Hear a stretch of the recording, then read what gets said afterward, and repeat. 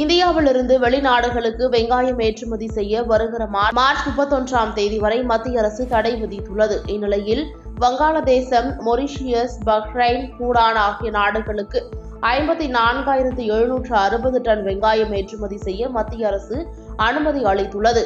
50,000 ton வெங்காயம் வங்காளதேசத்திற்கும், 1,200 ton வெங்காயம் மொரிஷியஸுக்கும், 3,000 ton பஹ்ரைனுக்கும், 560 ton பூடானுக்கும் ஏற்றுமதி செய்ய அனுமதி அளித்துள்ளோம் என நுகர்வோர் விவகார செயலாளர் ரோஹித் குமார் சிங் தெரிவித்துள்ளார்.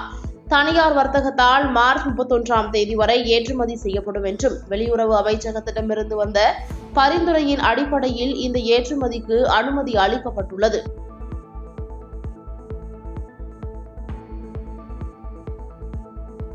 பாதகம் செய்பவரை கண்டால் நாம் பயங்கொள்ளலாகாது பாப்பா.